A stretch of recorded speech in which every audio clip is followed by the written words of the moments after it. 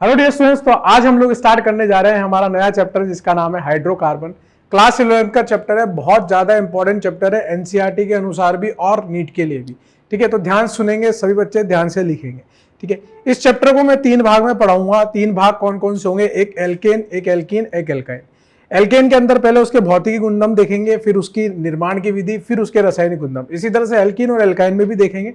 कुछ reaction alkenes की alkene में आ सकती है, ठीक है ना, कुछ रिएक्शंस एल्काइन की एल्केन में आ सकती है, मैं बता दूंगा कैसे आएगी। ठीक है, और दोनों तरफ अगर हमारी ऐसी रिएक्शंस आ रही है, दोनों तरफ ऐसी अभिक्रिया आ रही है, तो हम एक तरफ पढ़ लेंगे, दूसरी तरफ मैं आपको बता दूंगा, देखो अपन ने वहां पढ़ लिया है, बात समझ गए। और अपन ने इस चैप्टर को पढ़ने के लिए ही वो अभिक्रिया की क्रियाविधि वाला चैप्टर पढ़ा था, क्योंकि इस चैप्टर के अंदर वो सारी क्रियाविधि इस्तेमाल हो जाती है। मतलब मैं एल्केन, एल्कीन, एल्काइन को SN1, SN2 और आपका SNAE, जितने भी तरह की मैंने क्रियाविधि आपको पढ़ाई थी वो सारी की सारी यहां इस्तेमाल कर लूंगा। बात समझ में आ गई आप लोगों को? स्टार्ट करते हैं। चैप्टर का नाम लिखेंगे बहुत बढ़िया से सभी लोग, हाइड्रोकार्बन। क्या लिखेंगे? हाइड्रोकार्बन। सर आपने इंग्लिश में क्यों लिखा? बेटा हिंदी में भी लिख रहे हैं, टेंशन ना लो, टेंशन लेने की आवश्यकता ही नहीं है। आज तक ऐसा हुआ है कि हिंदी नहीं बोली। हाइड्रोकार्बन, दोनों चीजें आनी चाहिए, इसलिए दोनों चीजें लिखेंगे। हाइड्रोकार्बन को मैं बहुत बेहतरीन रूप से पहले भी आपको रूबरू करा चुका हूं, साथ के साथ हाइड्रोकार्बन व्युत्पन्न यौगिक को भी रूबरू करा चुका हूं। हाइड्रोकार्बन क्या होते थे बताओ? हाइड्रोकार्बन वो होते थे जिसमें कार्बन और हाइड्रोजन होते थे, केवल कार्बन हाइड्रोजन होंगे, उनको हाइड्रोकार्बन बोला जाता है। बताया था कि नहीं बताया था? केवल कार्बन और हाइड्रोजन। और उसको मैंने लिखना भी सिखाया था आपको कि किसी भी हाइड्रोकार्बन को आप कैसे लिखते हो? RH से लिखते हो। ये जो R वाला भाग है आपका, ये R वाला भाग में क्या होता है? एल्कील समूह होता है, और इस एल्कील समूह में केवल और केवल कार्बन और हाइड्रोजन होते हैं, इसलिए इसको क्या बोला जाता है? हाइड्रोकार्बन बोला जाता है। क्या बोला जाता है? हाइड्रोकार्बन बोला जाता है। ठीक है, और हाइड्रोकार्बन को आप कैसे लिख सकते हो? एक तरीका तो RH करके लिख सकते हो, और दूसरा तरीका है CXHY। यहां पर X और Y को बदलते जाओगे संयोजकता के अनुसार, तो यहां पर आपका हाइड्रोकार्बन आ जाएगा। इस सूत्र में केवल कार्बन और हाइड्रोजन है, ये क्या है? आपका हाइड्रोकार्बन है। अब देखो, IUPAC नामकरण मैं नहीं बताने वाला alkene, alkyne, alkane, alkene, alkyne का, क्योंकि ऑलरेडी आपको IUPAC वाले चैप्टर में मैं पढ़ा चुका हूं। तो मैं यहां पर क्या डिस्कस करूंगा? मैं समावेशिता के थोड़े थोड़े से पॉइंट, समझाती के थोड़े थोड़े से पॉइंट्स, क्वथनांक बिंदु वगैरह के थोड़े थोड़े से पॉइंट्स यहां पर डिस्कस करूंगा, क्योंकि बहुत सारी चीजें मैं आपको ऑलरेडी पढ़ा चुका हूं। सबसे पहले तो हम बात करेंगे कि कैसे हम लोग हाइड्रोकार्बन का वर्गीकरण कर सकते हैं। तो यहां पे लिखेंगे सभी बच्चे हेडिंग लगा के, हाइड्रोकार्बन का वर्गीकरण। हाइड्रोकार्बन का वर्गीकरण, क्लासिफिकेशन। वर्गीकरण का मतलब क्या होता है? क्लासिफिकेशन। तो हाइड्रोकार्बन का वर्गीकरण कैसे करते हैं, ध्यान से सुनेंगे। हाइड्रोकार्बन, देखो हाइड्रोकार्बन क्या क्या हो सकते हैं? वो संतृप्त भी हो सकते हैं, वो असंतृप्त भी हो सकते हैं, बस कंडीशन है कि उसमें कार्बन और हाइड्रोजन आना चाहिए। अगर मान लो मैं हाइड्रोकार्बन को क्लासिफाई करना चाहता हूं, तो एक होंगे संतृप्त हाइड्रोकार्बन। कौन होंगे? संतृप्त हाइड्रोकार्बन। संतृप्त हाइड्रोकार्बन जो होंगे उनको इंग्लिश में क्या बोला जाता है? Saturated hydrocarbon. क्या बोला जाता है? Saturated hydrocarbon. उसके अंदर क्या आएंगे? हमारे एल्केन आएंगे। उसके अंदर हमारे क्या आएंगे? एल्केन आएंगे। एल्केन के अंदर क्या हो सकता है? जैसे CH4 हो सकता है, CH3 हो सकता है, CH3 CH2 CH3 हो सकता है। ठीक है, और क्या हो सकता है? यहां पर इस तरह से 2 मिथाइल ब्यूटेन वगैरह भी हो सकता है। ये सारे के सारे कैसे हैं? संतृप्त हाइड्रोकार्बन है, जो कि खुली श्रृंखला है और जिनमें कोई द्विबंध और त्रिबंध नहीं आते हैं, उनको क्या बोलते हैं? हम संतृप्त हाइड्रोकार्बन बोलते हैं। बात समझ गए आप? इसी तरह से असंतृप्त हाइड्रोकार्बन भी होते हैं, पोस्ट करके नोट करेंगे। इसी तरह से असंतृप्त हाइड्रोकार्बन भी होते हैं, यानी कि अनसैचुरेटेड हाइड्रोकार्बन भी होते हैं, जिनके अंदर कुछ ना कुछ DU आ रही होती है, जिनके अंदर कुछ ना कुछ DU आ रही होती है। असंतृप्त हाइड्रोकार्बन का मतलब अनसैचुरेटेड हाइड्रोकार्बन। इसके अंदर 2 कैटेगरी मिलती है बेटा, एक मिलती है एल्कीन और दूसरी मिलती है एल्काइन। एक मिलती है एल्कीन और दूसरी मिलती है एल्काइन। एल्कीन जो होती है वो आपकी कुछ इस तरह की नजर आती है। एल्कीन आपकी कुछ इस तरह की नजर आती है, इसको बोला जाता है एल्कीन। जहां पर एक द्विबंध आता है उसको बोला जाता है एल्कीन, और इसको ओलिफिन भी बोला जाता है। क्या बोला जाता है? ओलिफिन भी बोला जाता है। समझ गए? इसी तरह से आपका अगर त्रिबंध आता है 2 कार्बन के बीच में, क्या आता है? त्रिबंध आता है, तो उस केस में उसको बोला जाता है एल्काइन। क्या बोला जाता है? एल्काइन। इसको एल्कीन बोलते हैं, इसको एल्काइन बोलते हैं। ध्यान रहे सिर्फ कार्बन हाइड्रोजन होने चाहिए, इसलिए मैं यहां पर हाइड्रोजन लगा देता हूं, जिससे कि हाइड्रोकार्बन ही बना रहे। जिससे कि ये हाइड्रोकार्बन ही बना रहे। मैं चाहता तो यहाँ CH3 वगैरह भी लगा सकता था, R वगैरह भी लगा सकता था। आप समझ गए होंगे, जिनमें कार्बन और हाइड्रोजन आएंगे केवल वही हाइड्रोकार्बन होंगे। द्विबंध वालों को एल्कीन, त्रिबंध वालों को एल्काइन, और एल्कीन को ओलिफिन के नाम से भी जाना जाता है। बात समझ गया? एल्कीन को ओलिफिन के नाम से भी जाना जाता है। एक और कैटेगरी मान सकते हो आप, है ना, एक और कैटेगरी आप मान सकते हो, वो होते हैं चक्रीय हाइड्रोकार्बन। चक्रीय हाइड्रोकार्बन, चक्रीय हाइड्रोकार्बन कैसे दिखते हैं देखो जरा। चक्रीय हाइड्रोकार्बन यानी कि जिसमें वलय आ रही हो, चक्रीय आ रही हो। मिनिमम, न्यूनतम कितने कार्बन से स्टार्ट होगा? 3 कार्बन से स्टार्ट होगा। ये कार्बन कार्बन कार्बन, इनसे जुड़े हुए हाइड्रोजन, यानी कि पूरा का पूरा हाइड्रोकार्बन है। 3 सदस्य का हो सकता है, 4 सदस्य का हो सकता है, 5 सदस्य का हो सकता है। 3 सदस्य में द्विबंध आ रहा हो सकता है 4 में आ रहा हो सकता है 5 में आ रहा हो सकता है 6 में आ रहा हो, ठीक है ना। तो चाहे द्विबंध आ रहा हो चाहे नहीं आ रहा हो, उससे कोई मतलब नहीं है। इस तरह के हाइड्रोकार्बन को चक्रीय हाइड्रोकार्बन, जिसमें मुख्य कार्बन श्रृंखला किस रूप में मौजूद होगी? चक्रीय के रूप में मौजूद होगी। बताओ, ये सब बातें अपन कर चुके हैं क्या? कहां करी थी? कार्बनिक यौगिकों के वर्गीकरण में। तो क्या चल रहा है? रिवीजन चल रहा है, इसलिए तुरंत मैं बताता जा रहा हूं। आप पोस्ट करके आप लोग लिखते चले जाएंगे। एक कैटेगरी और हो सकती है एरोमेटिक हाइड्रोकार्बन। कौन सी? Aromatic hydrocarbon. अब अपन लोग एरोमेटिक को भी जानते हैं कि एरोमेटिक क्या होता है, और हाइड्रोकार्बन क्या होता है ये भी पता है कि जो कार्बन और हाइड्रोजन रखेंगे उनको हाइड्रोकार्बन कहेंगे, और अगर वो एरोमेटिक यौगिक होगा तो वो एरोमेटिक हाइड्रोकार्बन हो जाएगा। जैसे बेंजीन, इसको ऑब्जर्व करो आप, ये क्या है हमारा? बेंजीन। बेंजीन में आप देखोगे तो सिर्फ कार्बन और हाइड्रोजन है। क्या है? सिर्फ कार्बन और हाइड्रोजन है, और ये यौगिक कैसा है? एरोमेटिक नेचर का है, इसलिए इसको एरोमेटिक हाइड्रोकार्बन में रखा गया। और देखो जरा, जैसे टोल्यूइन, यहां पर मैंने एक मेथिल लगा दिया। बताओ, अभी भी कार्बन और हाइड्रोजन है क्या? हाँ। क्या ये यौगिक एरोमेटिक है? बिल्कुल। अगर ये यौगिक एरोमेटिक है और इसमें सिर्फ कार्बन और हाइड्रोजन है तो ये एरोमेटिक हाइड्रोकार्बन होगा। इसका नाम होता है टोल्यूइन। क्या नाम होता है? टोल्यूइन। इसी तरह से अगर मान लो मैं 2 मेथिल समूह और लगा दूं, 2 मेथिल समूह लगा दूं, और उन दोनों को एक दूसरे के सापेक्ष में कहां लगाऊं? ऑर्थो स्थिति पर। 1,2 स्थिति क्या कहलाती है? ऑर्थो स्थिति कहलाती है। इसको बोलते हैं ऑर्थोजाइलिन। क्या बोलते हैं? ऑर्थोजाइलिन। अगर इन्हीं 2 मेथिल को मैंने मेटा स्थिति पे लगाया होता, यानी कि 1,3 पे, तो मेटा हो जाता। पैरा पे लगाया होता तो पैराजाइलिन हो जाता। मतलब आप कोई सा भी आर ग्रुप लगा दो बेंजीन के ऊपर तो वो क्या हो जाएगा डियर? एरोमेटिक हाइड्रोकार्बन हो जाएगा। इस तरह से आप कार्बनिक यौगिकों का हाइड्रोकार्बन का वर्गीकरण कर सकते हैं। वो एल्केन भी हो सकते हैं, एल्किन एल्काइन भी हो सकते हैं, मतलब संतृप्त भी हो सकते हैं, असंतृप्त भी हो सकते हैं, चक्रीय भी हो सकते हैं, एरोमेटिक भी हो सकते हैं। बात समझ गए? अब बात करेंगे हम लोग एल्केन की। बिल्कुल नॉर्मल पढ़ रहे हैं, कोई हार्ड वाली चीज नहीं पढ़ रहे, ऑलरेडी ये चीजें पढ़ चुके हैं, इसलिए तुरंत रिवीजन चल रहा अपना। चलो सबसे पहले बात कर लेते हैं एल्केन की। पोस्ट करके नोट करेंगे डियर। कैसे करेंगे?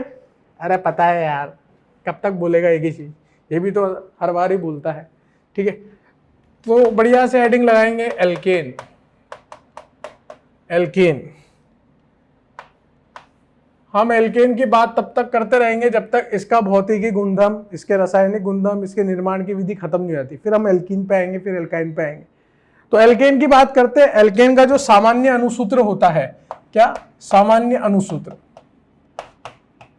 सामान्य अणुसूत्र होता है इसका CnH2n+2। इसमें द्विबंध तुल्यांक की अगर मैं वैल्यू बताऊं, DU की वैल्यू बताऊं, तो वो कितनी आती है? 0 आती है। ये खुली श्रृंखला होगा, और खुली श्रृंखला होने के साथ साथ यहां पर जो द्विबंध तुल्यांक होगा, यह असंतृप्तता की कोटि होगी, DU होगी, वो कैसी आएगी? 0 निकल के आएगी, है ना। सारे के सारे बंध जो होंगे वो या तो कार्बन कार्बन के बीच में होंगे या कार्बन हाइड्रोजन के बीच में होंगे, और सामान्य अणुसूत्र आपका CnH2n+2। अगर मैं इसकी समजातीय श्रेणी बताऊं आपको कि इसकी समजातीय श्रेणी कैसी होगी, समजातीय श्रेणी होमोलोगस सीरीज।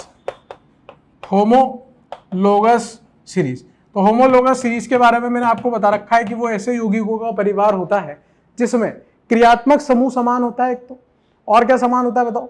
एक तो क्रियात्मक समूह समान होता है, दूसरा द्विबंध तुल्यांक समान होता है, ठीक है। और प्रत्येक सदस्य दूसरे सदस्य से, प्रत्येक सदस्य अगले सदस्य से कितने का अंतर रखता है? CH2 यूनिट का, CH2 इकाई का, या 14 अणुभार का अंतर रखता है। उसको क्या बोल देते हैं हम लोग? समजातीय श्रेणी बोल देते हैं। अब यहाँ पर सामान्य अणुसूत्र और क्रियात्मक समूह समान होगा, इसमें n की वैल्यू डालते जाओगे, नए नए आपके मेंबर बनते जाएंगे, फैमिली मेंबर बनते जाएंगे, परिवार के यौगिक बनते जाएंगे। सबसे पहले 1 डालोगे तो CH4 बनेगा, फिर N की वैल्यू 2 डालोगे तो CH3 बनेगा, फिर N की वैल्यू 3 डालोगे तो CH3 बनेगा। इस तरीके से N की वैल्यू 4 डालोगे तो CH3 बनेगा। इस तरीके से आप इसकी समजातीय श्रेणी बना सकते हो। ये पहला सदस्य है एल्केन की समजातीय श्रेणी का, ये तीसरा है, ये दूसरा है, ये चौथा है। कोई सा भी पूछा जा सकता है। ये भी पूछा जा सकता है कि कितने कार्बन होंगे उस सदस्य में, मतलब उस श्रेणी के अंदर। इस श्रेणी में चौथे सदस्य में कितने कार्बन होंगे? 4 कार्बन होंगे। हमें पहला सदस्य अगर लिखना आता है तो हम कुछ भी बता सकते हैं। हमें पहला सदस्य लिखना आता है तो कुछ भी बता सकते हैं। ये सब ऑलरेडी मैं पढ़ा चुका हूं, ठीक है ना। ये सब अपन लोग डिटेल में पढ़ चुके हैं अच्छे से इससे पहले वाले चैप्टरों में। चलो अब बात करते हैं कि एल्केन में और क्या क्या हो सकता है ना। एल्केन में और क्या क्या हो सकता है, ध्यान से सुनना। एल्केन में और क्या क्या हो सकता है। अब देखो, एल्केन समावेवता भी दर्शा सकता है। अब एल्केन जब समावेवता दर्शाता है यानी कि आइसोमेरिज्म दर्शाता है तो किस तरह से दर्शाता है? जैसे मान लो एक यौगिक ले रहा हूं C4H10, है ना, पढ़ा चुका हूं समावेवता। सबसे पहले DU निकालोगे, हालांकि एल्केन की बात चल रही, DU 0 आएगा, फिर भी हमें DU निकालना है। DU का सूत्र होता है C+1 -H + X - N/2, याद आ रहा होगा आपको। अब यहां पर कार्बन की संख्या कितनी है? 4 है डियर, तो 4 + 1 माइनस हाइड्रोजन कितने हैं? 10, और हेलोजन और नाइट्रोजन तो है ही नहीं, तो 5 - 5 इसका 0 आ गया, यानी कि इसमें कोई द्विबंध नहीं होगा, कोई चक्री नहीं होगी, जो बनेगा खुली श्रृंखला बनेगा। अब 4 कार्बन की खुली श्रृंखला कैसे बनाते थे, याद आ रहा होगा आपको। सबसे पहले 4 कार्बन मुख्य कार्बन श्रृंखला में लेते थे इस तरह से, फिर इसकी सारी संभावना देखते थे, इसकी और संभावना हो ही नहीं सकती। फिर अपन आ जाते थे 3 कार्बन + 1 कार्बन, 3 कार्बन की मुख्य कार्बन श्रृंखला और 1 कार्बन का क्या लेते थे? प्रतिस्थापी लेते थे। याद आ गया आपको? तो 3 कार्बन की मुख्य कार्बन श्रृंखला और 1 कार्बन का प्रतिस्थापी, इससे छोटा कुछ बन ही नहीं सकता। यानी कि ये C4H10 इस 2 रूपों में लिखा जा सकता है। ये C4H10 इन 2 रूपों में लिखा जा सकता है। चेक करके बताओ जरा, क्या दोनों के दोनों एल्केन है क्या? हाँ। दोनों का अनुसूत्र यही है क्या? हाँ भाई, चेक कर लो ना। 1 2 3 4 तो कार्बन है, DU 0 आ रही है, बाकी क्या सारे क्या होंगे? हाइड्रोजन होंगे। ये भी C4H10, ये भी C4H10। अगर मैं आपसे पूछूं कि इन दोनों के बीच में रिश्ता क्या है, याद है अपन ने संरचनात्मक समानता पढ़ा था, तो यहां पर देखेंगे सर, यहां मुख्य कार्बन श्रृंखला 4 कार्बन की है, यहां मुख्य कार्बन श्रृंखला सर 3 कार्बन की है, तो ये दोनों एक दूसरे के क्या होंगे? चेन आइसोमर होंगे, यानी कि श्रृंखला समावेवी होंगे। कैसे होंगे? श्रृंखला समावेवी। ये होंगे एक दूसरे के श्रृंखला समावयवी। समझ गए आप लोग बात को? समझ गए आप लोग बात को? ठीक है। इसी तरह से अगर एक और यौगिक लिया जाए, ध्यान से सुनना जरा, एक और यौगिक लेके बता रहा हूं। यहां पर मैं ले लेता हूं C6H14। सबसे पहले क्या करोगे? सबसे पहला काम जब भी आपसे समावेवी पूछ लिया जाए, DU निकालने का। इसका DU निकालोगे तो DU कितना आएगा? 0 आएगा। कितना आएगा? 0 आएगा, है ना। इसके मैं 2 समावेवी आपको बता रहा हूं बना के, है ना। 3 4 5 6, एक समावेवी ये बन सकता है ना। और सारे बना देता हूं, चलो। और क्या बन सकता है? एक समावेवी ये बन सकता है, और क्या बन सकता है? एक समावेवी ये बन सकता है, और 4 कार्बन का भी बन सकता है ना। 4 कार्बन की भी बहुत सारी संभावना है। तो मैं आपको ये सिखाना चाह रहा हूं कि यहां पर रिश्ते क्या क्या दिखा सकता है एक एल्केन। एक तो श्रृंखला समावेवी हो सकता है। क्या हो सकता है? श्रृंखला समावेवी। देखो यहां पर 6 कार्बन की श्रृंखला, यहां पे 5 कार्बन की, ये 6 कार्बन की, 5 कार्बन की, तो इनके बीच में तो रिश्ता कैसा आ गया? श्रृंखला समावेवी। लेकिन आप यहां देखोगे तो 1 2 3 4 5, 1 2 3 4 5, तो यहां पे दूसरी पोजीशन पे, दूसरी स्थिति पर मेथिल समूह आ रहा है, या तीसरी स्थिति पर मेथिल समूह आ रहा है। मुख्य कार्बन श्रृंखला समान है, प्रतिस्थापी बदल रहे हैं अपनी स्थिति, तो यानी कि ये दोनों कैसे हैं? स्थिति समावेवी, यानी कि पोजीशन आइसोमर। क्या है ये? पोजीशन आइसोमर या फिर स्थिति समावेवी इनको बोला जाता है। इसके अलावा भी समावेवी बन सकते हैं C6H12 के 4 सदस्य, 4 मुख्य कार्बन श्रृंखला वाला, है ना। ऐसे 4 कार्बन की मुख्य कार्बन श्रृंखला बना लो, उस पर 2 कार्बन ऐसे लगा सकते हो। 4 कार्बन की मुख्य कार्बन श्रृंखला बना लो और उस पर 2 कार्बन आप ऐसे लगा सकते हो। ये दोनों भी एक दूसरे के क्या हैं? चेक करो जरा, ये दोनों एक दूसरे के क्या हैं? 1 2 3 4, 1 2 3 4। यहाँ पे तो 2 पे ही दोनों प्रतिस्थापी लगे हैं, यहाँ पे 2 और 3 पे लगे हैं, यानी कि ये भी आपके पोजीशन आइसोमर स्थिति समावेवी है। तो या तो एल्केन श्रृंखला समानता दर्शा सकता है, या फिर एल्केन स्थिति समानता दर्शा सकता है। बस समझ गए आप लोग, या तो श्रृंखला दर्शाएगा या फिर स्थिति दर्शाएगा, इसके अलावा नहीं दर्शाएगा। एल्केन की खूबियां बता रहा हूं मैं आपको कि एल्केन क्या क्या कर सकता है। मैंने आपको एल्केन कैसे लिखा जाता है, उसका सामान्य अनुसूत्र क्या होता है बताया। मैंने आपको आईयूपीएसी नहीं सिखाई क्योंकि आईयूपीएसी ऑलरेडी मैं सिखा चुका हूं। अगर मैं आईयूपीएसी सिखाऊंगा तो फिर पूरा चैप्टर ही रिपीट हो जाएगा, पहला वाला है ना। तो मैं हल्का हल्का आइडिया दे रहा हूं, पुराने पाप धोने की कोशिश कर रहा हूं, याद दिला रहा हूं आपको कि रिवाइज करना पड़ेगा, ठीक है। उसके बाद फिर अपन बात कर रहे हैं थोड़ी सी समव्यवस्था की, समजातीय श्रेणी की। अब बात कर लेते हैं थोड़ी सी क्वथनांक बिंदु के बारे में। किसके बारे में? बॉइलिंग पॉइंट के बारे में। वहां से भी क्वेश्चन बनता है। जितनी चीजें मैं पढ़ा रहा हूं वहीं से क्वेश्चन बनने वाले हैं और कहीं से भी नहीं बनने वाले, इसलिए ध्यान से सुनते रहें। तो ये था आपका कि किस तरीके से एल्केन आपका समानता दर्शा सकता है, दो तरीके से, एक तो श्रृंखला समानता और एक स्थिति समानता, ठीक है डियर। पोज करके नोट करेंगे। नेक्स्ट बात कर लेते हैं क्वथनांक बिंदु यानी कि बॉइलिंग पॉइंट की। किसके बॉइलिंग पॉइंट की बात करेंगे?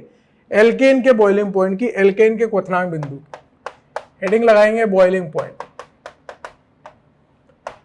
बॉइलिंग पॉइंट यानी कि क्वथनांक बिंदु, क्वथनांक बिंदु, ठीक है। अब देखो बॉइलिंग पॉइंट होता क्या है, पहले उसको समझो। बॉइलिंग पॉइंट होता क्या है उसको समझेंगे ध्यान से, सुनना जरा ध्यान से। क्वथनांक बिंदु क्या होता है? किसी भी द्रव को, किसी भी तरल पदार्थ को, द्रव को यानी कि लिक्विड को गैस में बदलने के लिए जो तापमान चाहिए होता है, उस तापमान को बॉइलिंग पॉइंट कहते हैं। समझ गया?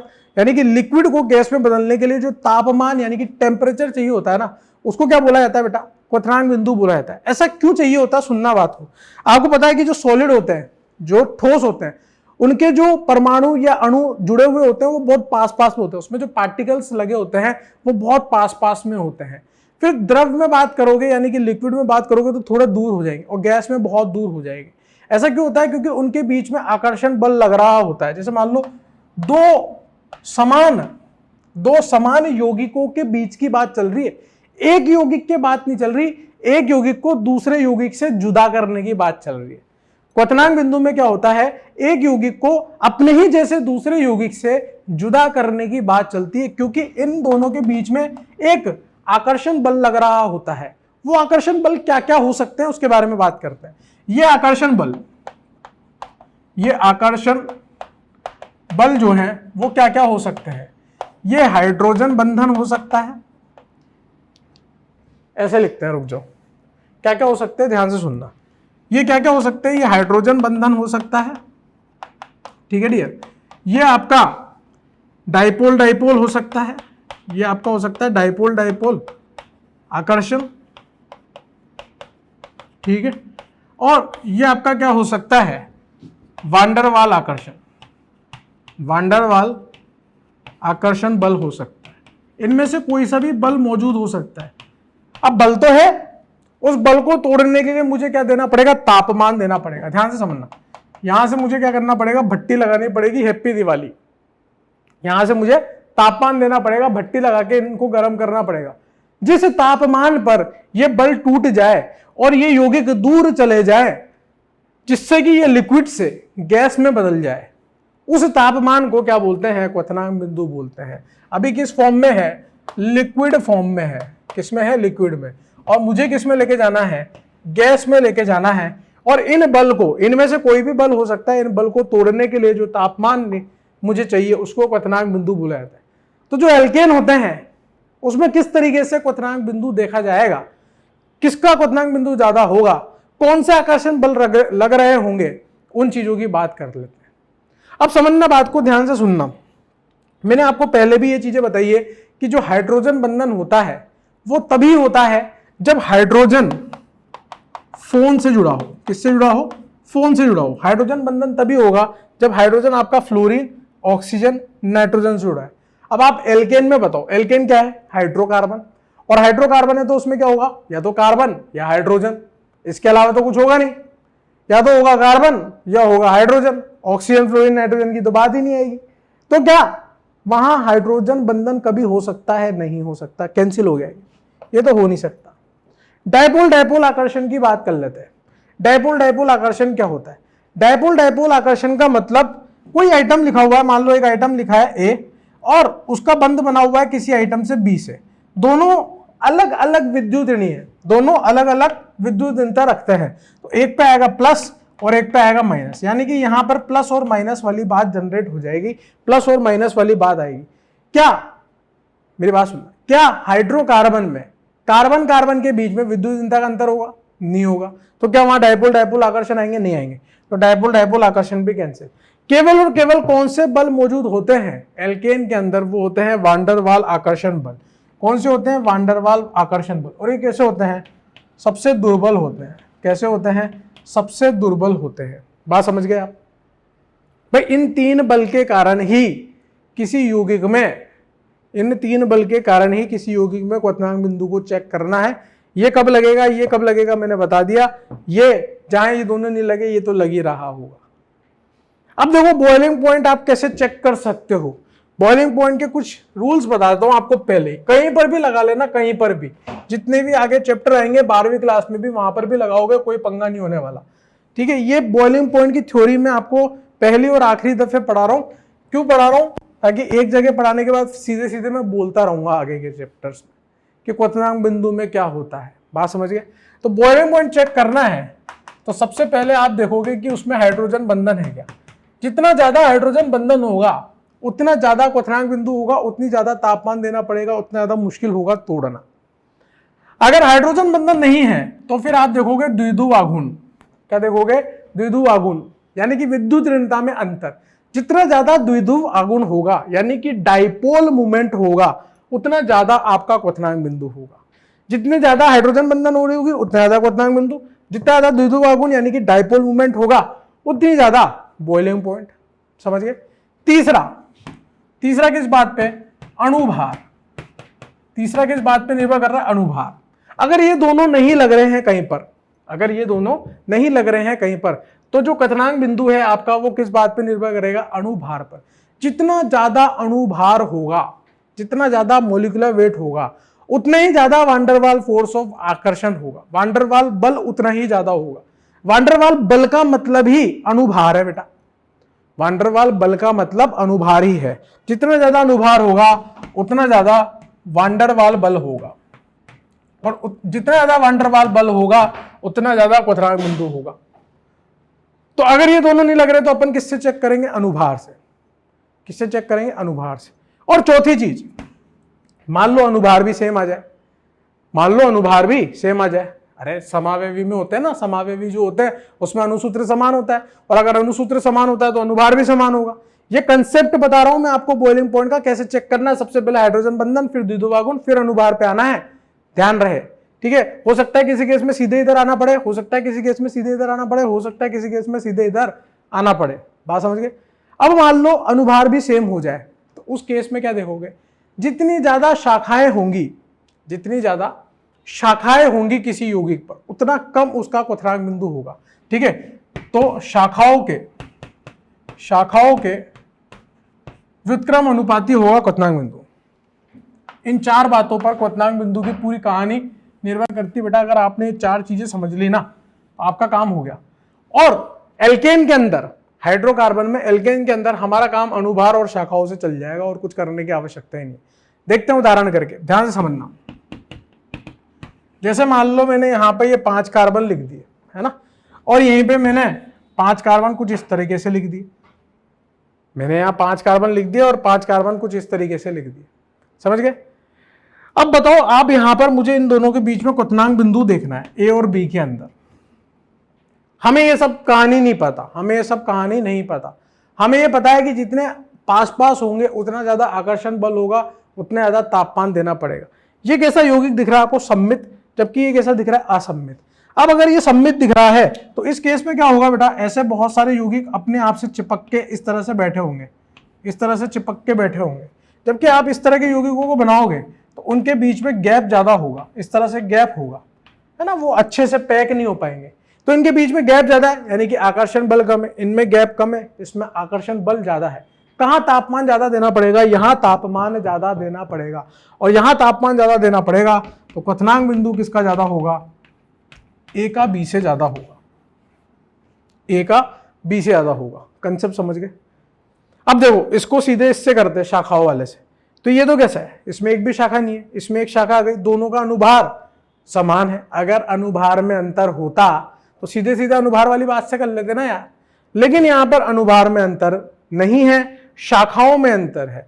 तो यहां पर ये पूरा का पूरा खुली श्रृंखला लिखा है, जबकि यहां पे शाखा बनी हुई है। शाखा बनने से क्या होता है, शाखा बनने से जो सरफेस एरिया होता है ना, वो कम हो जाता है। वो कैसा हो जाता है, कम हो जाता है। जैसे एक एग्जांपल समझेंगे, एक एग्जांपल और मैं बताता हूं, इधर देखना ध्यान से। शाखाओं से क्या होता है,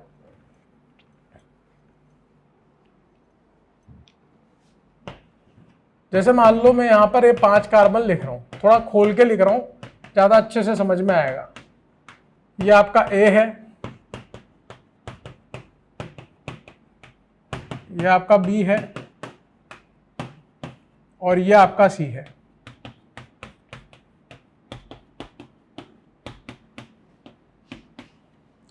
अगर मैं यहां पर देखूं तो सभी में 5 कार्बन है, हाइड्रोजन की संख्या भी बराबर है, सब कुछ समान आ रहा है।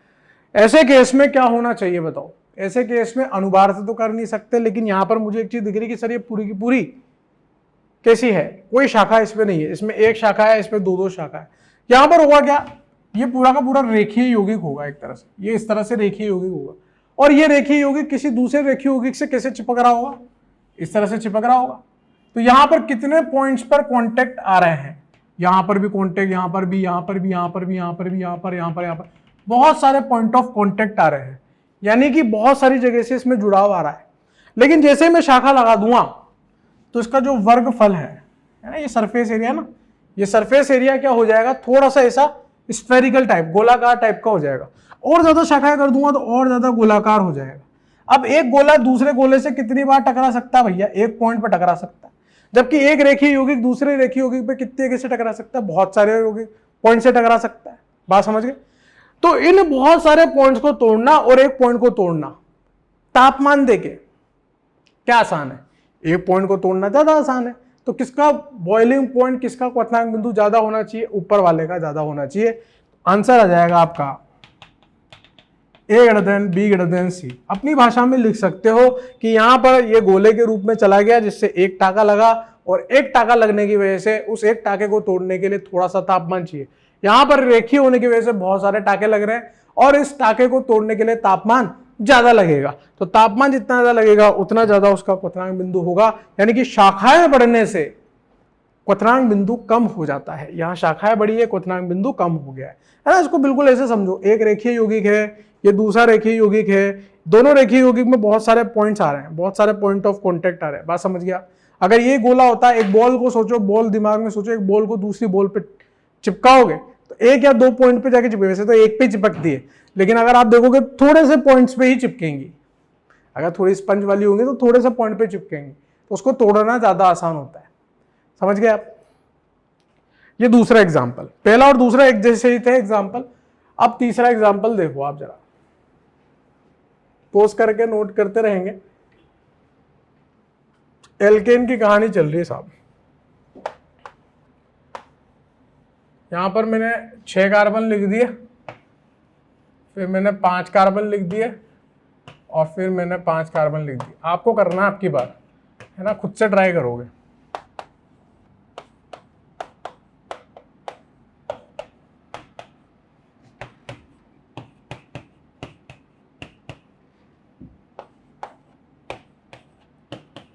आपको बताना है किसमें क्वथनांक बिंदु ज्यादा होगा, थर्ड और फोर्थ में तुलना करो। एक बार खुद से तुलना करो, फिर आगे बढ़ते हैं।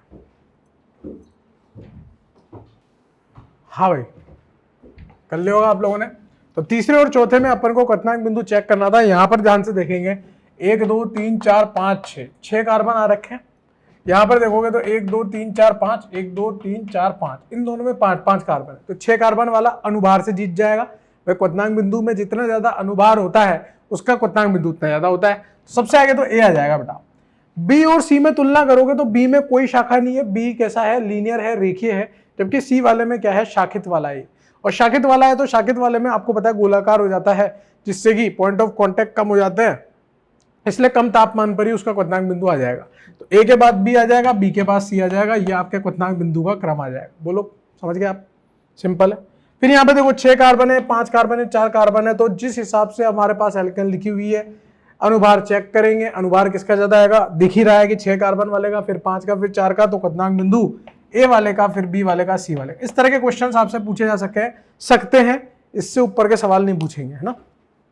चलो अब बात करते हैं कि हम हाइड्रोकार्बन को बना कैसे सकते हैं। हाइड्रोकार्बन के निर्माण की विधि, हर एक चैप्टर को पकड़ेंगे और उस चैप्टर से हाइड्रोकार्बन को बनाएंगे, ठीक है ना। हर एक चैप्टर को पकड़ेंगे और उस चैप्टर से हाइड्रोकार्बन को बनाएंगे।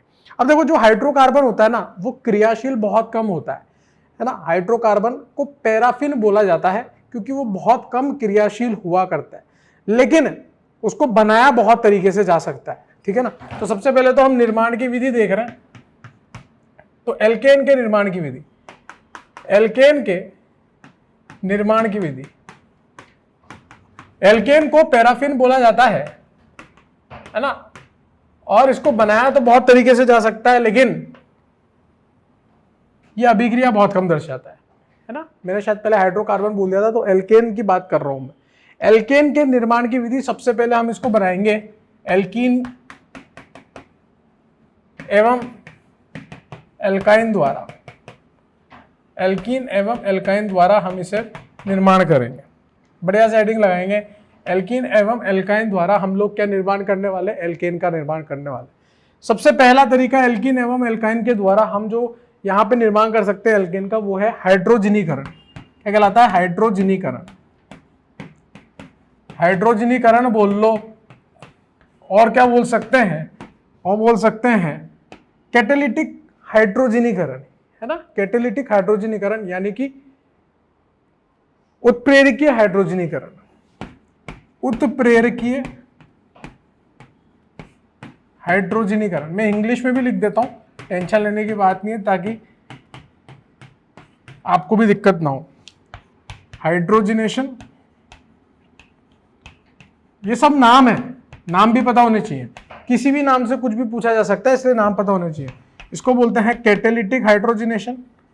कैटेलिटिक हाइड्रोजनेशन, ठीक है। और यहीं पर एक और नाम बोल रहा हूं, एडिशन ऑफ हाइड्रोजन, यानी कि हाइड्रोजन का योग। ये सब इसी अभिक्रिया के नाम है। अभिक्रिया क्या है देखो ध्यान से जरा। रिएक्शन की बात करते हैं, पहले रिएक्शन लिखेंगे, फिर उसका क्रियाविधि देखेंगे, फिर उसमें जो भी इंपॉर्टेंट पॉइंट्स आ रहे होंगे वो देखेंगे। सारी की सारी जैसे अपन अभिक्रिया की क्रियाविधि में पढ़ते थे वैसे ही पढ़ेंगे। यहां पर आपके पास एल्कीन लिखी हुई है। इस एल्कीन की अभिक्रिया अगर आप H2 के साथ क्या क्या ले सकते हो? निकल ले सकते हो, प्लेटिनम ले सकते हो, या पैलेडियम ले सकते हो। निकल ले लो, पैलेडियम ले लो, प्लेटिनम। ये क्या है? धातु। निकल भी धातु, प्लेटिनम भी धातु, पैलेडियम भी धातु। H2 के साथ आप इनमें से कोई भी एक धातु लेते हो और उसको गर्म कर देते हो, तो आपके पास क्या बन जाता है? एल्केन बन जाता है। कुछ इस तरह से क्या बन जाएगा? एल्केन। अब ध्यान से सुनना, द्विबंध तोड़ के दो प्रबल सिग्मा बंध बनाया है, और किसको जोड़ा है? हाइड्रोजन को जोड़ा है। यानी कि कैसी अभिक्रिया? योगात्मक अभिक्रिया। किसको जोड़ा है? यहाँ पे हाइड्रोजन को जोड़ा है, ठीक है ना। द्विबंध से दो प्रबल सिग्मा बंध बनाया है, पक्का पक्का ऊर्जा सिस्टम से बाहर निकलेगी, यानी कि ये बहुत ज्यादा उष्माक्षेपी अभिक्रिया है, यानी कि एक्सोथर्मिक अभिक्रिया है। फिर भी अपन ने हीट दी है। इन सबका कारण मैं आपको बताऊंगा, और वो कारण सब कहां से समझ में आएंगे? वो समझ में आएंगे आपको क्रियाविधि से। समझ गए? तो ये आपकी सिंपल सी रिएक्शन है, जिसमें आप H2 के साथ किसी धातु को लेकर द्विबंध पे दो हाइड्रोजन जोड़ सकते हो, सिग्मा बंध जोड़ सकते हो, ठीक है। नोट करेंगे जरा। अब देखो क्रियाविधि, पोज करके नोट करेंगे डियर, जैसे हर बार करते हैं वैसे ही इस बार भी करेंगे, कोई नई चीज तो है नहीं। चलो, मैकेनिज्म देखो, बहुत आसान सा मैकेनिज्म है और बहुत अच्छा मैकेनिज्म है। होता क्या है, ध्यान से सुनना, सभी बच्चे ध्यान से सुनेंगे। ये है आपका धातु, वो निकल हो सकता है, प्लेटिनम हो सकता है, पैलेडियम हो सकता है। मान लो मैंने प्लेटिनम ले लिया, कुछ लोग निकल ले लेते हैं, कुछ लोग पैलेडियम ले लेते हैं, उससे कोई फर्क नहीं पड़ रहा। ये धातु है, और ये जो ऊपर है ना इसके, ये जो मैंने यहां पर इस तरह से बनाई हुई है, ध्यान से देखना, ये है धातु की सतह। एक धातु का टुकड़ा लिया और उस धातु की सतह, इस धातु की सतह पे क्या होगा? छोटे छोटे छोटे छोटे छोटे छोटे छोटे छोटे छोटे छोटे छोटे छोटे छोटे छिद्र होंगे, छोटे छोटे होल्स होंगे। अब क्या है, एल्कीन की अभिक्रिया में सीधे हाइड्रोजन से भी करा सकता था, लेकिन हाइड्रोजन कैसी गैस, भाग रही होगी इधर उधर, एल्कीन उसके पीछे पीछे भागेगा, तो टकराने की संभावना क्या होगी, बहुत कम। और जब तक टकराएंगे नहीं तब तक कुछ बनाएंगे नहीं। अरे जब तक टकराएंगे नहीं तब तक कुछ बनाएंगे नहीं। तो मुझे क्या करना है, उस हाइड्रोजन को किसी ना किसी तरह से कैद कर लेना है, उसको रोक के रखना है, जिससे एल्कीन उसके पास आए और आसानी से टकराव हो जाए, क्योंकि हाइड्रोजन तो गैस है। तो मैंने क्या किया, मैंने लिया धातु का सहारा। धातु यहां पे किसकी तरह काम कर रहा है, उत्प्रेरक की तरह काम कर रहा है, कैटलिस्ट की तरह काम कर रहा है। हाइड्रोजन जो है इस धातु के ऊपर, इसकी सतह पर मैं चिपकवा दूंगा, इसके जो छिद्र है उसमें हाइड्रोजन गैस को ऊपर की सतह पर चिपकवा दूंगा मैं। देखो कैसे, यहां पर ये हाइड्रोजन और हाइड्रोजन इस तरह से चिपक जाएंगे, धातु की सतह पर चिपकेंगे, अंदर घुसे नहीं है। उसके जो छिद्र हैं उसमें हाइड्रोजन गैस एडजॉर्ब हुई है, एब्जॉर्ब नहीं हुई है। बात समझ गए आप। ये धातु किसकी तरह काम कर रहा है, यहां पर उत्प्रेरक के तौर पे काम कर रहा है, यानी कि कैटलिस्ट की तरह काम कर रहा है। अगर ये नहीं होता तो इतना बढ़िया से टकराव नहीं होता जो अभी होने वाला है। अब इस हाइड्रोजन को मैंने एक सरफेस प्रोवाइड कर दी, अब ये हिलेगा डुलेगा नहीं अपनी जगह से, ये अपनी जगह से हिलेगा डुलेगा नहीं। एल्कीन मौज में आएगी, एल्कीन मौज में आके क्या करेगी, एल्कीन अपने मौज में आके इस हाइड्रोजन को अपनी ओर आकर्षित कर लेगी अपनी इलेक्ट्रॉन घनत्व के द्वारा। यह हाइड्रोजन ऐसा का ऐसा पूरा का पूरा इस एल्कीन पर चिपक जाएगा। अब हो क्या रहा होगा, सुनना ध्यान से, इस कार्बन और इस हाइड्रोजन के बीच में बंध बन रहा होगा, इस कार्बन इस हाइड्रोजन के बन रहा होगा बीच में। यह हाइड्रोजन हाइड्रोजन का जो बीच का बंध है ये टूट रहा होगा, और ये जो कार्बन कार्बन का पाई बंध है ये भी टूट रहा होगा। यानी कि कुछ नए बंध बन रहे होंगे और कुछ पुराने बंध टूट रहे होंगे। और ऐसी अवस्था जिसमें नए बंध बनते हैं, पुराने बंध टूटते हैं, उसको क्या बोलते हैं, संक्रमित अवस्था बोलते हैं। दोनों हाइड्रोजन सेम तरफ से, एक ही तरफ से जुड़ रहे हैं। जुड़ने के बाद क्या हो रहा है, ध्यान से समझना, एक ही तरफ से जुड़ रहे हैं, यहां पर ये हाइड्रोजन जुड़ेगा, यहां से बंध टूटेगा, यहां से बंध टूटेगा, एक ही अवस्था। यहां पे बंध टूट रहा है, ये बंध फॉर्म हो रहा है, ये बंध फॉर्म हो रहा है, ये बंध टूट रहा है। ऐसी अवस्था जिसमें बंध टूटते हैं और बंध बनते हैं, उस अवस्था को संक्रमित अवस्था बोलते हैं। और ये कैसी है, चक्रीय संक्रमित अवस्था है, 4 मेंबर साइक्लिक ट्रांजिशन स्टेट, यानी कि 4 सदस्यीय की चक्रीय संक्रमित अवस्था बन रही है। बार बार बोल रहा हूं, दोनों हाइड्रोजन सेम तरफ से जुड़ रहे हैं, अभी काम में लूंगा इस बात को मैं। और इसके बाद क्या होगा, जुड़ जाएंगे बस, ये दोनों हाइड्रोजन चिपक गए, इस तरह से आपका हाइड्रोकार्बन बन गया। क्या यहां कोई मध्यवर्ती बना, नहीं। क्या यहां पे कोई कापजनन बना, नहीं। क्या पुनर्विन्यास होगा, नहीं। क्या बना, यहां पे एक संक्रमित अवस्था बनी, एक पद में पूरी अभिक्रिया पूर्ण हो रही है, दोनों हाइड्रोजन सेम तरफ से जुड़ रहे हैं। ये जो प्लेटिनम पैलेडियम निकल आपने लिया था, ये सिर्फ और सिर्फ हाइड्रोजन को अपनी सतह पर चिपकाने के लिए लिया था, जिससे कि इन दोनों के बीच में टकराव बहुत बढ़िया से हो सके। समझ गए आप, ये बात समझ में आ गई आपको, ठीक है। अब देखो, मैंने स्टार्टिंग में हीट दी थी, डेल्टा बना के दिया था उस रिएक्शन में, जबकि यहां पर तो पाई बंध टूट के तो प्रबल सिग्मा बंध बन रहे हैं, तो हीट देने की तो आवश्यकता थी ही नहीं।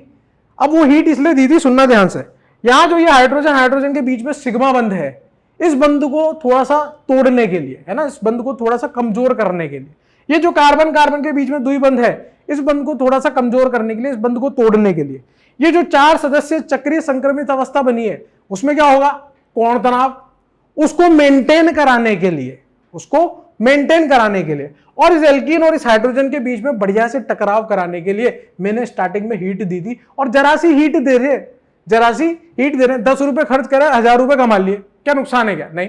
अरे 990 रुपए तो बचे, यहां 10 रुपए की हीट दी और 1000 रुपए की बाहर निकाल ली, फायदा ही फायदा है ना अपना। तो बात समझ गए आप। तो 10 रुपए की हीट से 1000 रुपए का फायदा हो रहा है, तो हम वो काम जरूर करेंगे, ठीक है। तो इस तरह से यहां पर दोनों सिग्मा बंध एक तरफ से जुड़ता है। अब याद करो, मैंने आपको एक एंटी योग सिखाया था, Br2CCl4, जब अभिक्रिया की वो पढ़ रहे थे क्रियाविधि, तो Br2CCl4 जो होता था, एक Br एक तरफ से नॉन क्लासिकल का आपदान बनाता था, तो दूसरा Br दूसरी तरफ से आता था। यहां दोनों हाइड्रोजन सेम तरफ से आए हैं, यानी कि कौन सा योग है, सिन योग है। कौन सा योग है, सिन योग। यानी कि यहां पर भी वो वाली ट्रिक लग सकती है, अगर त्रिविम रसायन की बात करूं, प्लस माइनस वाली, याद आ गई आपको। तो यहां पर अभी वो वाली बात भी लिखेंगे। ये सिंपल सा मैकेनिज्म है, क्या आपको ये मैकेनिज्म समझ में आया, हाँ। बताओ यहां पर ये धातु क्या कर रहा है, समझ गए, उत्प्रेरक का काम कर रहा है, ये नहीं होता तो शायद टकरा ही नहीं पाता, ठीक है। तो ये सारी बातें हम लोग लिख लेंगे, इतना सा मैकेनिज्म है, नोट कर लो एक बार के लिए। अच्छा एक चीज बताओ, एक चीज और मैं पूछना चाह रहा हूं, एक बार वो मैकेनिज्म पे वापस आता हूं मैं, एक चीज और मैं पूछना चाह रहा हूं, इधर आओ। ये हाइड्रोजन इस तरफ से सेम साइड से घुस रही है, ये हाइड्रोजन कब बढ़िया से घुस पाएगी, जब यहां पर भीड़ कम होगी, बोलो यार। जितनी ज्यादा यहाँ पर बड़े बड़े समूह लगे होंगे हाइड्रोजन को घुसने में उतनी तकलीफ होगी, जितने छोटे छोटे समूह लग रहे होंगे उतनी जल्दी हाइड्रोजन घुस जाएगी। बात समझ में आ गई आप?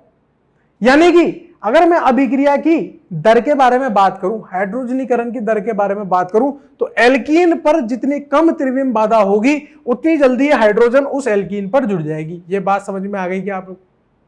जितनी यहां पर बात समझ गए, जितनी ज्यादा त्रिविम बाधा यहां पर होगी हाइड्रोजन को घुसने में उतनी तकलीफ आएगी, उतनी धीरे आपकी अभिक्रिया चलेगी। सिंपल। अब मान लो कि एक ही तरह की एल्कीन आपको बना के दे दी जाए, उसमें बस समूह थोड़े थोड़े से चेंज कर दिए जाए। एक ही तरह की एल्कीन आपको बना के दे दी जाए, समूह थोड़े थोड़े से बदल दिए जाए, तो फिर किस बात पर निर्भर करेगी? जितना ज्यादा इस एल्कीन में इलेक्ट्रॉन घनत्व होगा, जितना ज्यादा इस एल्कीन में इलेक्ट्रॉन घनत्व होगा उतनी जल्दी हाइड्रोजन जुड़ेंगे। अरे यार बचपन में याद है कि आपको वो तेल स्केल लेते थे, स्केल, और स्केल को ऐसे माथे में रगड़ते थे, तेल लगा के चंपू की तरह स्कूल में जाते थे, है ना, और वहां पर इस तरह से करके उसको रगड़ के और कागज उठाते थे। जितना ज्यादा तेल लगा होता था उतनी ज्यादा कागज उठते जाते थे। तो वही वाली बात है, एल्कीन में जितना ज्यादा इलेक्ट्रॉन घनत्व होगा उतनी जल्दी हाइड्रोजन उसमें एंटर कर जाएगा। समझ गया बात? इन सारे पॉइंट्स को लिख लेते हैं यार, है ना। यही पूरे का पूरा मैकेनिज्म से अपन सारी बात, हर बार ऐसे ही करता हूं, पहले रिएक्शन लिख देता हूं, उसका मैकेनिज्म लिखता हूं, मैकेनिज्म में सारी बात आपको समझाता हूं, फिर लिखा देता हूं। वही तो कर रहे हैं अपन वापस। आओ जरा, यहां पर हो क्या रहा है? पहला पॉइंट, अभिक्रिया की विशेषता है। अभिक्रिया की विशेषता है।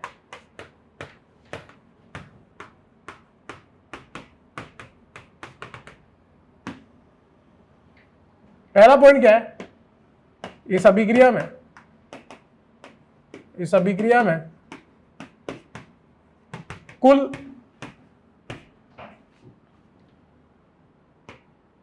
H2 का योग, कुल H2 का योग पाई बंध पर, कुल H2 का योग पाई बंध पर समान तरफ से यानी कि सिन योग द्वारा होता है। समझ गए आप? कुल पाई बंध पर क्या हो रहा है? H2 का योग हो रहा है, और कौन सा योग हो रहा है? सिन योग हो रहा है। ठीक है। दूसरा इंपॉर्टेंट पॉइंट, इस अभिक्रिया में प्रारंभ में ऊष्मा दी गई थी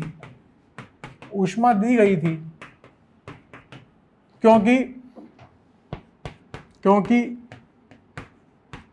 पहला कारण, ऊष्मा क्यों दी गई थी बताओ? हाइड्रोजन सिग्मा बंध को तोड़ने के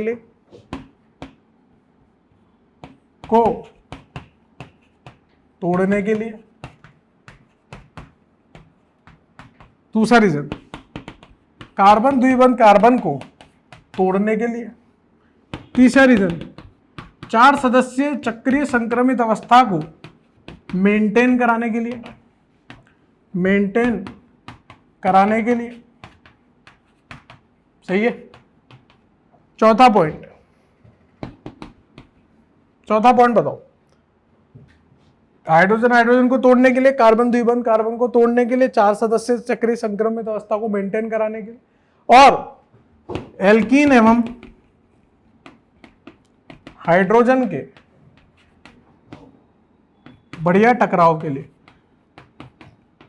उचित टकराव, बढ़िया टकराव के लिए, कुछ भी लिख लो, क्या फर्क पड़ता है, समझ में आना चाहिए, मेन बात वो है। समझ गए? और क्या लिखना है अपने को? अभिक्रिया की दर। पोज करके लिखते जाएंगे बेटा, समझा दिया मैंने सब चीजें। पोज करेंगे, लिखेंगे। एल्केन में कैसे कैसे सवाल आ सकते हैं उसकी संभावनाएं बता रहा हूं मैं आपको। तीसरा पॉइंट क्या है? अभिक्रिया की दर। अभिक्रिया की दर मतलब हाइड्रोजनीकरण की दर। किस किस बात पर निर्भर कर रही है देखना जरा। हाइड्रोजनीकरण की दर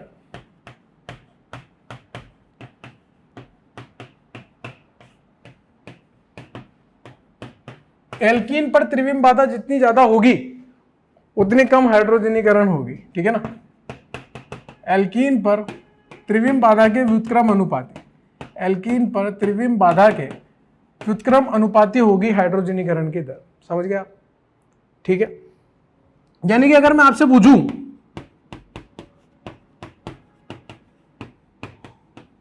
अच्छा एक और बात, हाइड्रोजनीकरण की दर जो है एक और बात पर निर्भर कर रही है, बताओ किस पर निर्भर कर रही है? एल्कीन पर इलेक्ट्रॉन घनत्व क्या? एल्कीन पर इलेक्ट्रॉन घनत्व है ना, एल्कीन पर इलेक्ट्रॉन घनत्व।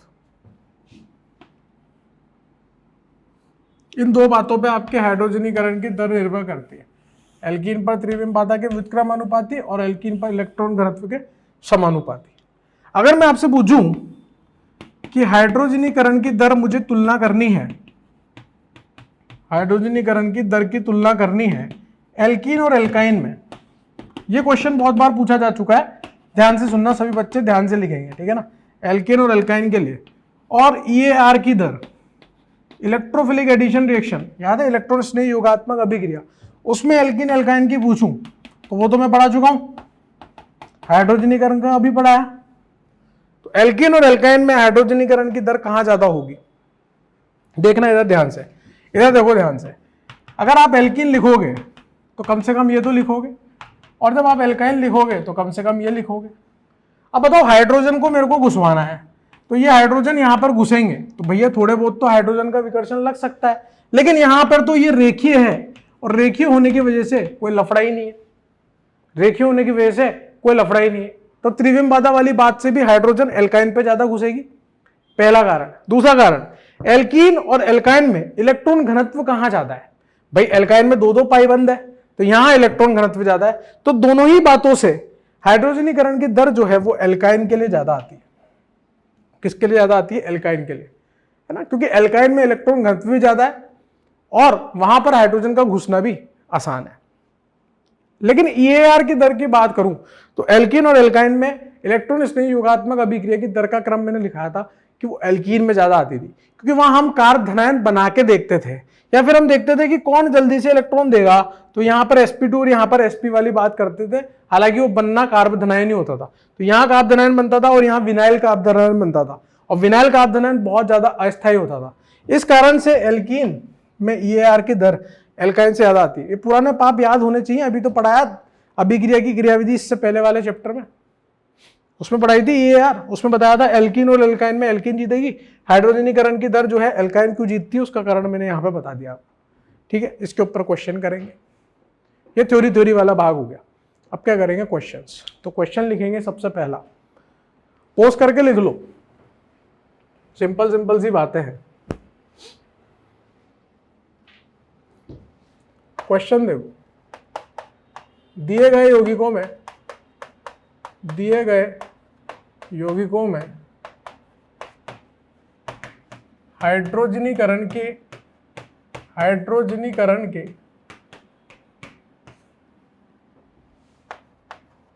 दर की तुलना करें। पहला सवाल आपकी स्क्रीन पर ध्यान से देखेंगे सभी बच्चे।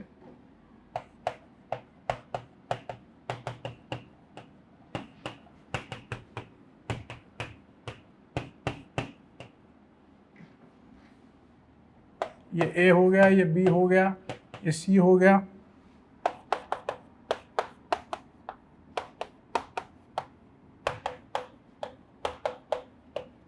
ये D हो गया। आपको तुलना करनी है, और तुलना कैसे करते हैं? A greater B greater C greater D, A B C D, B A C D, इस तरह से तुलना करते हैं, है ना। करो जरा,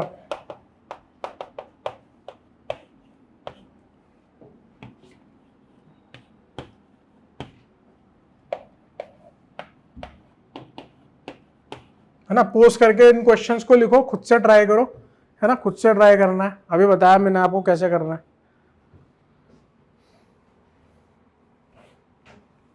भाई जहां भीड़ होगी वहां हाइड्रोजन को घुसने में तकलीफ होगी, जहां भीड़ कम होगी वहां हाइड्रोजन आराम से घुस जाएगा।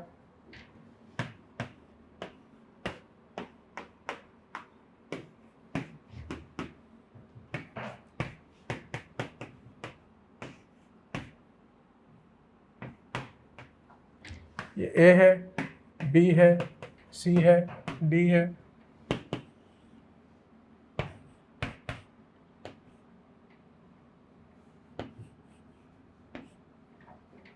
ये A है, ये B है,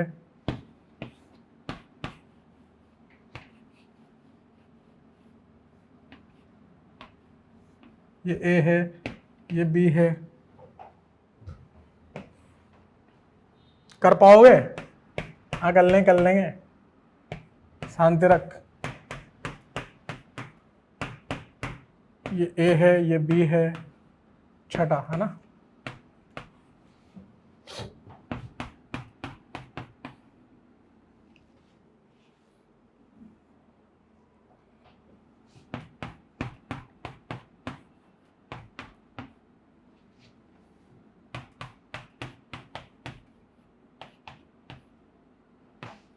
ये ए है, ये बी है ना। इतने क्वेश्चन पहले ट्राई करेंगे, फिर और देता हूं मैं, ठीक है।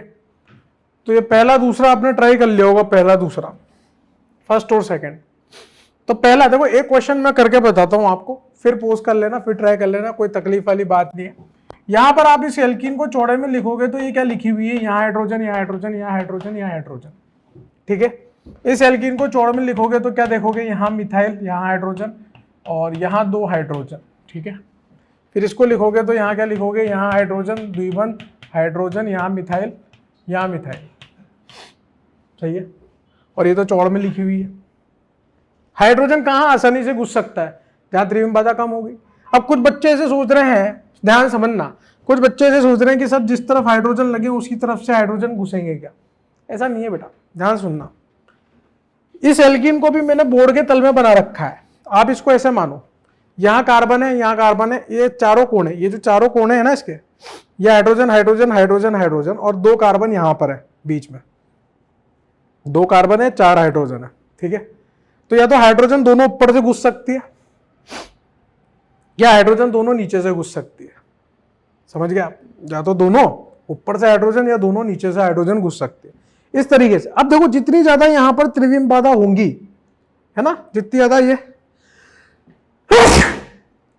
सॉरी, जितनी ज्यादा यहां पर त्रिविम बाधा होंगी इन समूहों पर, ठीक है, उतना ज्यादा हाइड्रोजन को घुसने में तकलीफ होगी।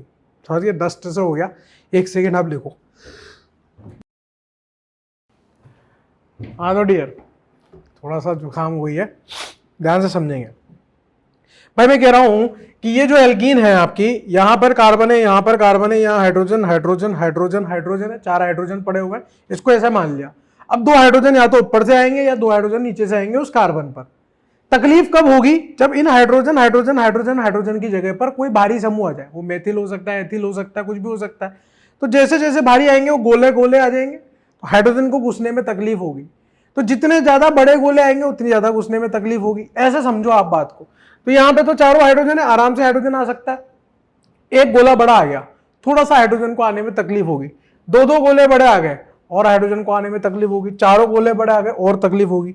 तो सबसे कम तकलीफ ए को है, फिर बी को है, फिर सी को है, फिर डी को है। इसलिए हाइड्रोजनीकरण की दर भी A greater than B greater than C greater than D ही होगी। समझ गए आप। नीचे वाला क्वेश्चन अब तो पोज करके ट्राई करेंगे। यहां पर वही 4 हाइड्रोजन, 1 मेथिल है। अब यहां पर भी 2 मेथिल है और यहां पर भी 2 मेथिल है। तो एक कंफ्यूजन तो खत्म है सब, ए और बी में तो तुलना हो जाएगी, ए ग्रेटर देन बी। अब सी और डी में कैसे तुलना करेंगे भाई, सी और डी में कैसे तुलना करेंगे, ये सोचने की बात है। तो ऐसे केस में जो हाइड्रोजनीकरण की दर होती है वो एल्कीन का जो स्थायी होता है उसके व्युत्क्रम अनुपाती होती है। भाई आप खुद सोच के देखो, ये वाली एल्कीन और ये वाली एल्कीन में ज्यादा स्थायी कौन सी है? ये वाली एल्कीन ज्यादा स्थायी है। अगर ये वाली एल्कीन ज्यादा स्थायी है तो हाइड्रोजनीकरण की ऊष्मा कहां ज्यादा निकलेगी? याद है हीट ऑफ हाइड्रोजनीकरण पढ़ा था अपन ने, है ना, हीट ऑफ हाइड्रोजनीकरण। तो हाइड्रोजनीकरण की ऊष्मा दोनों में से कहां निकलेगी ज्यादा? जो कम स्थायी होगा, यानी कि यहां निकलेगी ज्यादा। भाई यहां निकलेगी, तो यानी कि हाइड्रोजनीकरण कौन जल्दी करना चाहता है?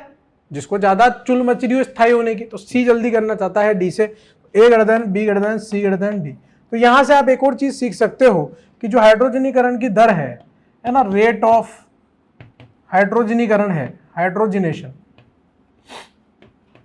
वो किसके व्युत्क्रम अनुपाती है? एल्कीन के स्थायी के व्युत्क्रम अनुपाती है ना। ये लिखने की वैसे इतनी खास जरूरत नहीं है, क्योंकि हम इसको ऐसे भी समझ सकते हैं कि यहां पर अगर मैं 2 हाइड्रोजन लाना चाहता हूं तो दोनों हाइड्रोजन नीचे से आ जाएंगे इस तरह से बहुत आराम से। जबकि यहां पर एक तरफ तो मेथिल है ही सही और दूसरा क्या है? हाइड्रोजन है। एक तरफ मेथिल है और दूसरा क्या है? हाइड्रोजन है।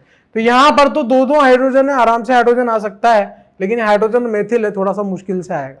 या फिर आप चाहो तो रेट ऑफ हाइड्रोजनीकरण के वहां पर एक चीज और एड कर लेना, एल्कीन के स्थाई के व्युत्क्रम अनुपाती। ठीक है, तो A greater than, B greater than, C greater than D आपका आंसर आ जाएगा। ठीक है सर, अब थर्ड से लेकर 7 तक पोज करके ट्राई करें। आज फिर इतने ही पढ़ेंगे क्योंकि अब तबीयत हो रही है खराब।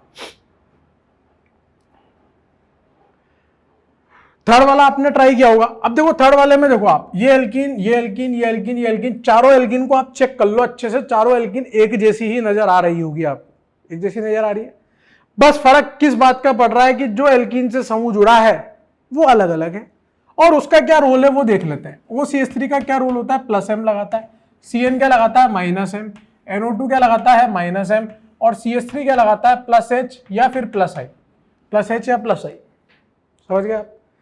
अब आप ध्यान से समझना, मैंने आपको क्या बोला था, जितना ज्यादा एल्कीन में इलेक्ट्रॉन घनत्व होगा, जितना ज्यादा एल्कीन में इलेक्ट्रॉन घनत्व होगा उतने जल्दी इलेक्ट्रॉन देगी हाइड्रोजन को, और जितनी जल्दी इलेक्ट्रॉन देगी उतनी ज्यादा स्थायी होगी, उतनी जल्दी हाइड्रोजनीकरण होगा। तो +M से इलेक्ट्रॉन भर रहे हैं, -M से खींच रहे हैं, -M से खींच रहे हैं, फिर CH3 से भर रहे हैं। एल्कीन की इलेक्ट्रॉन घनत्व कहां ज्यादा है, A में या B में, C में या D में? सबसे ज्यादा A में है, फिर D में है, फिर B और C में बात करूं तो इसका -M, अगर ऐसे लिखूंगा तो इसका -M और ज्यादा होगा, और मुझे -M कम चाहिए, फिर B आ जाएगा, फिर C आ जाएगा। A greater than, D greater than, B greater than, C। जितनी ज्यादा एल्कीन में इलेक्ट्रॉन घनत्व होगा उतनी जल्दी वो हाइड्रोजन को देगी। जितना ज्यादा तेल निकालोगे सर से उतनी जल्दी वो कागज उठेंगे। समझ गए आप? अब यहां पे देखो, एक ही यौगिक में A और B दोनों लगा रखे हैं, दो तरह की एल्कीन है। किसमें पहले हाइड्रोजनीकरण होगा, जहां त्रिविम बाधा कम होगी। मैक्सिमम सवाल आपके त्रिविम बाधा से हो जाएंगे। मैंने अलग अलग तरह की प्रोफाइल इसलिए ली ताकि आप सारे सवालों से रूबरू हो जाओ। जितनी तरह की प्रोफाइल हो सकती है सारी आपके सामने बोर्ड पर लिखी हुई है। ठीक है ना, मैंने इसलिए यहां पर ली है सारी तरह की प्रोफाइल। एक ही यौगिक में आ जाए, है ना, अलग अलग में आ जाए। अलग अलग में किसमें एल्कीन में इलेक्ट्रॉन घनत्व देखना है, किसमें स्थायी वाली बात देखनी है, किसमें त्रिविम बाधा वाली बात देखनी है, सब तरह के एग्जांपल्स ले ली। समझ गया? यहां पर देखो आप, ए और बी में त्रिविम बाधा कहां जाता है, ए में, तो हाइड्रोजनीकरण कहां पे होगा, जहां त्रिविम बाधा कम होगी, यानी कि बी में। तो बी ग्रेटर देन ए आपका आंसर आ जाएगा। यहां पर हाइड्रोजनीकरण तीव्र गति से होगा। फिर यहां पे देखो, ये ए है, ये बी है, कहां त्रिविम बाधा जाता है, अरे ये सिस है, ये ट्रांस है, और सिस और ट्रांस में मैंने अभी आपको बताया था। या फिर आप ऐसे भी देख सकते हो कि यहां दोनों हाइड्रोजन इस तरफ हैं और एक हाइड्रोजन इस तरफ, एक हाइड्रोजन इस तरफ, यानी कि यहां पर एक तरफ से तो त्रिविम बाधा आएगी आएगी। वो लेकिन लोकल तरीका है, वो सही तरीका नहीं है, वो लोकल तरीका है। सही तरीका तो क्या है, ये एल्कीन सिस वाली है, ट्रांस वाली है, और सिस और ट्रांस में ज्यादा स्थायी ट्रांस होती है, और अगर ट्रांस ज्यादा स्थायी है तो उसमें हाइड्रोजनीकरण की ऊष्मा कम निकलेगी। जल्दी से कौन करेगा, ए वाला करेगा। ए ग्रेटर देन बी आ जाएगा। बात को दोबारा समझेंगे। आप चाहो तो उससे भी कर सकते हो कि सर दोनों हाइड्रोजन यहां से घुसना ज्यादा आसान है, यहां पर तो एक तरफ त्रिविम बाधा ज्यादा होगी। अगर आपको वैसे आसान लगता है तो आप वैसे भी कर सकते हो। दूसरा जो लॉजिकल तरीका है, आप क्या करोगे, हाइड्रोजनीकरण दोनों पे कराकर देखो। दोनों पे कराओगे तो कहां हाइड्रोजनीकरण के नाम पर ऊष्मा जो निकली है वो ज्यादा निकली है, भाई दोनों एल्कीन में तो एक जैसी है, तो यहां पे आपकी हाइड्रोजनीकरण की ऊष्मा ज्यादा निकलेगी, क्योंकि ये ज्यादा स्थायी है, कम स्थायी है। दोनों बनेंगे तो एल्केन ही, ये कम स्थायी है, ज्यादा स्थायी है, तो जितनी कम एल्कीन स्थायी होगी उस पर हाइड्रोजनीकरण उतना तीव्र गति से होगा। ठीक है, तो यहां पर तीव्र गति से होगा। 6 और 7, 6 वाले में देखो, यहां पर त्रिविम बाधा कम है, भैया हाइड्रोजन हाइड्रोजन है, कार्बन कार्बन है, जबकि यहाँ कार्बन है कार्बन है कार्बन है कार्बन है, यहाँ त्रिविम बाधा ज्यादा है, तो ए ग्रेटर देन बी। यहाँ तो बहुत सिंपल सा है, ए में जल्दी हो जाएगा। फिर यहाँ देखो, यहाँ पर भी एल्कीन, यहाँ पर भी एल्कीन, लेकिन यहाँ कार्बन, यहाँ कार्बन, यहाँ कार्बन, यहाँ कार्बन, जबकि इस एल्कीन के लिए आप देखोगे तो यहाँ कार्बन, यहाँ कार्बन, यहाँ कार्बन, और एक तो हाइड्रोजन आ ही रहा है। इस एल्कीन में एक हाइड्रोजन है, इधर कार्बन है, इधर कार्बन है, इधर कार्बन है, कम से कम एक तो हाइड्रोजन आ रहा है। यहाँ तो चारों ही कार्बन आ रहे हैं, तो फिर से क्या हो जाएगी, ए ग्रेटर देन बी। इस तरह से आप हाइड्रोजनीकरण की दर की तुलना कर सकते हो। समझ गए आप? 3 तरीके से है, या तो एल्कीन का इलेक्ट्रॉन घनत्व, या त्रिविम बाधा, या फिर एल्कीन का स्थायी। सबसे ज्यादा काम में जो आएगा वो त्रिविम बाधा। आप हर सवाल को चेक कर लो, हर सवाल आप त्रिविम बाधा से कर सकते हो, बस इस वाले को छोड़ के। इसमें एल्कीन का इलेक्ट्रॉन घनत्व वाली बात काम आ रही है। यहाँ पर भी आप उसी से कर सकते हो कि दोनों हाइड्रोजन एक तरफ से तो घुस ही सकते हैं, यहाँ पर दिक्कत आने वाली बात है। समझ गए? तो आज इतने पढ़ेंगे, ठीक है। अभी हाइड्रोजनीकरण खत्म नहीं हुआ है, अगली क्लास में इसके क्वेश्चंस करा दूंगा मैं आपको, है ना, रिवाइज भी हो जाएगा दोबारा से, और भी बहुत सारे तरीके से हम हाइड्रोजनीकरण कर सकते हैं, एल्कीन के द्वारा हम लोग एल्केन का निर्माण कर सकते हैं। समझ गए आप बात को। आज अपन ने ज़्यादा कुछ नहीं देखा, पुराना ही सब कुछ देखा है कि पुरानी तरह से एल्केन को कैसे समावेवी में लिखा जा सकता है, समजातीय श्रेणी क्या होगी, क्वथनांक बिंदु क्या होगा, है ना, और एल्केन का निर्माण एल्कीन से कैसे करा जा सकता है। ठीक है, बाकी नेक्स्ट क्लास में पढ़ेंगे। Thank you so much.